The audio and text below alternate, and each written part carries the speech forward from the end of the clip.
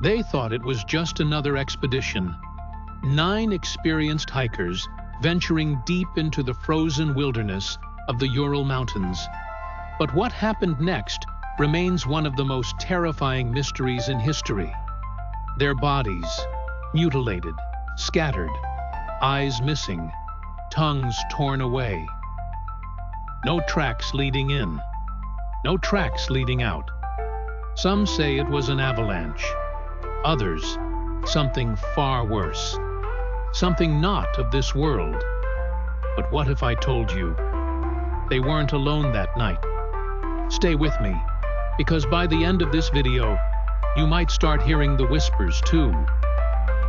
The wind howled through the frozen wilderness, carving its way through the Ural Mountains like a beast searching for prey. Snow whipped in violent spirals, turning the landscape into a shifting white abyss. 9 hikers, young, strong, fearless, trudged through the relentless storm. Their journey had begun with laughter, with dreams of reaching the summit, but the mountains were patient, waiting, watching. The hikers did not yet know. They were not alone. Night fell, swallowing the sky in an inky blackness. The fire cracked weakly against the wind's merciless grip.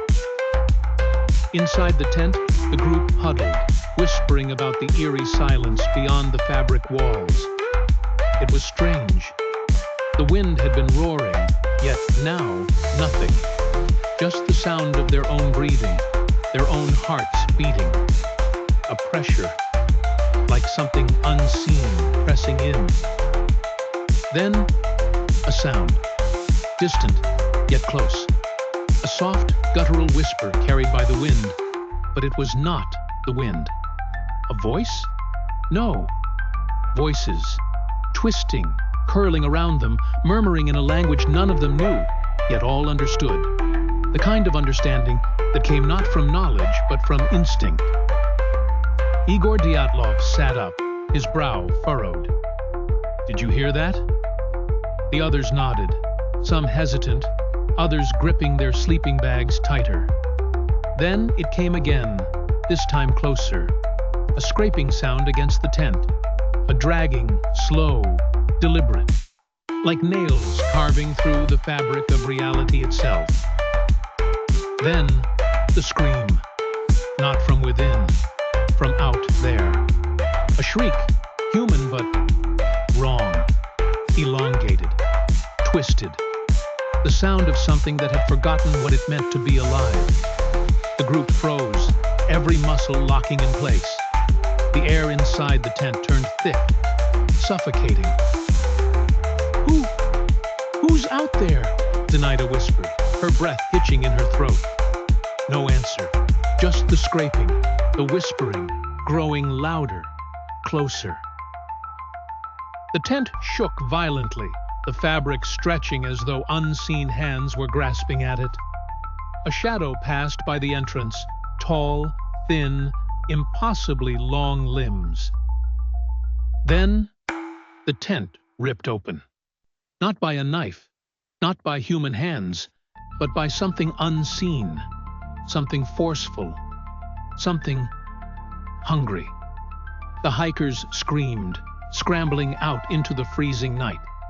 The snow swallowed their footprints almost instantly, but there was no time to look back. Barefoot, barely clothed, they ran. Ran without direction, ran without reason, only away. But the whispering followed. The shadows stretched unnaturally across the snow, twisting, elongating. Something was behind them, beside them, within them. The trees loomed ahead, skeletal arms reaching for them. Then, silence. Yuri turned, panting, his breath like smoke in the cold. The others huddled near, eyes wild. But the thing, the presence, it was gone. Just trees, just snow, just wind. Relief washed over them in a brief, trembling wave. Then the whisper came from above. Eyes lifted. Perched in the branches, watching, were figures. Pale, outstretched, faceless. Their heads tilted in unnatural angles, their bodies shifting like flickering shadows.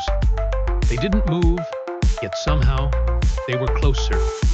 A blink, and they were closer still. A scream ripped through the night. Someone was dragged away, yanked into the abyss of the forest. The others turned to run, but their bodies were slow, heavy, as if something unseen had wrapped around their limbs. A presence filled their chests, pressing against their ribs. One by one, they fell. Their bodies were found weeks later, frozen, mutilated, eyes missing, tongues torn away, skin peeled back as if something had tried to understand them, to become them. But there was no blood, no tracks leading to or from their remains. The official reports called it an accident, an avalanche, hypothermia, confusion. But those who listened closely, those who studied the strange, twisted details, knew better. The footprints that led into the woods but never out, the radiation on their clothes, the crushed bones without external wounds, and the whispers that still linger in the wind, calling out, waiting for the next to listen.